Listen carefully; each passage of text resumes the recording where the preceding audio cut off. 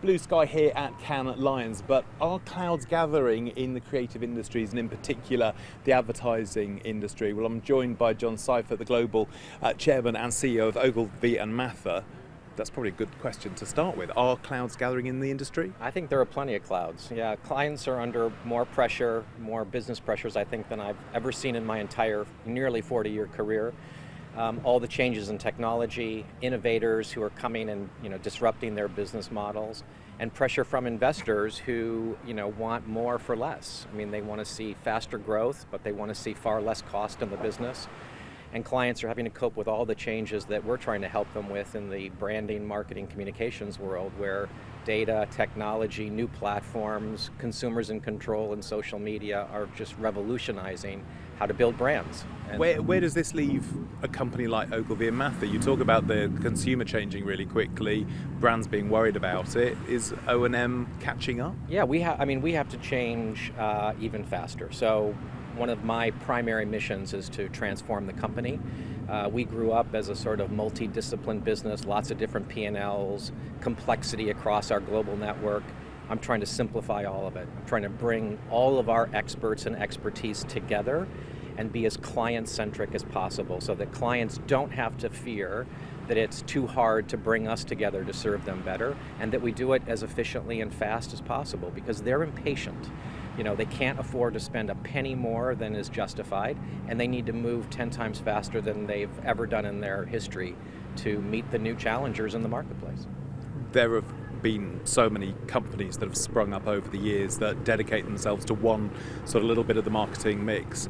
Are we now seeing consolidation, and can you imagine it on a more global level, so not just across O&M but also WPP? Yeah, I think it's already happening in WPP. I mean, the strategy for Ogilvy, I've worked very closely with Martin in crafting it, and I think he sees us as an example of what needs to happen more within WPP. We've made some announcements just in the past week where we're consolidating some of our media capabilities, which were born within Ogilvy as part of the WPP media ecosystem. But I think, at the end of the day, what clients, I don't know that you'll see huge consolidation per se, but you're going to see clients demand that there are mechanisms for bringing it together because they can't cope with a bunch of fragmented capabilities. They need to see how these things get stitched together for their good. And we hear companies like Unilever and the like streamlining the number of the agencies they're working with. Does that worry you? No, because I think at the end of the day, what should worry the agencies is when companies like Unilever do not believe that we're growing their brands in the face of all these market challenges. And so that's one of the reasons we're trying to transform Ogilvy. I don't expect that we'll be the only business partner of a major client like a Unilever, but I want to be a business partner that they know very clearly what we do and how we can connect with others who support them. You're a creative business, but you're obsessed with data. Yeah. Why isn't necessarily creativity triumphing?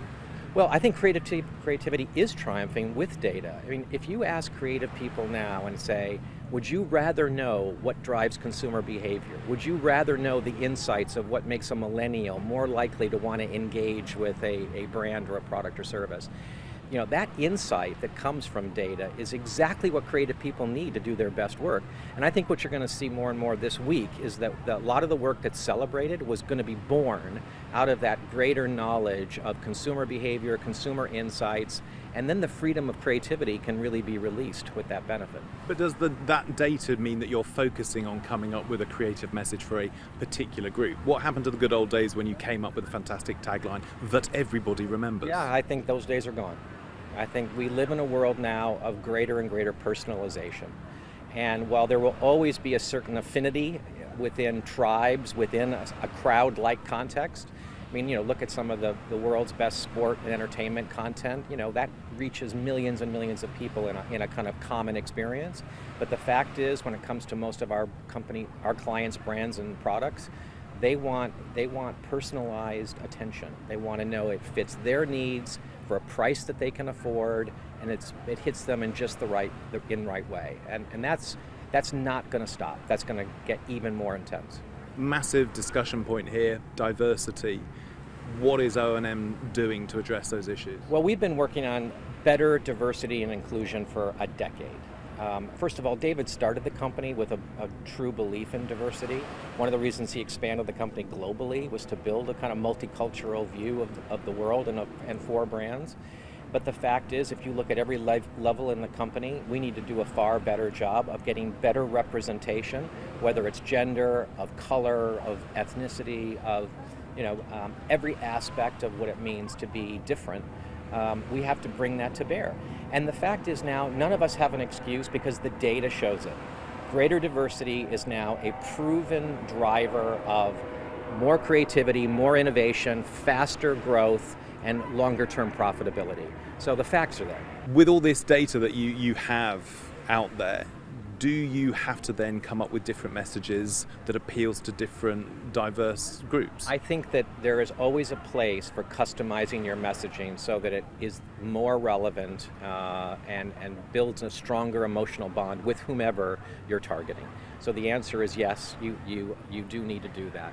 But at the same time, I think every brand needs to be seen as being inclusive, as being something that is relevant for a wide array of different backgrounds, cultural beliefs and perspectives.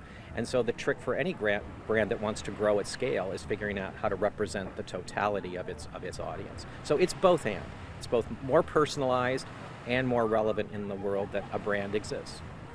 A humongous amount of creativity here, over 41,000 entries across 24 categories, and you're one of the judges. What are you judging and what are you expecting to see? Well, this is my first time as a jury member on the Creative Effectiveness jury, and I've done a whole lot of pre-judging. I've seen, I think, nearly 80 or 90 different cases so far.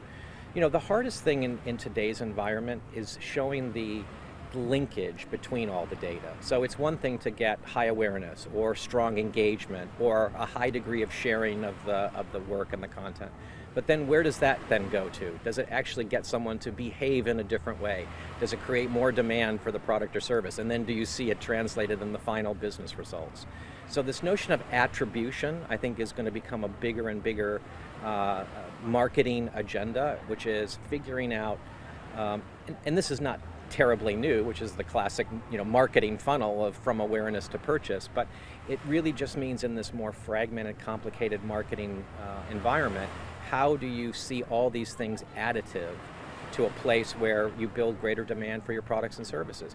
And there's no single question in marketing today that is more timely and topical in the C-suite than being able to prove in financial and business value terms what all these different marketing tactics add up to. John, thank you very much. Pleasure, thanks.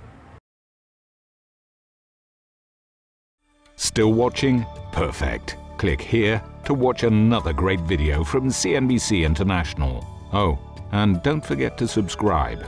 Thanks for watching.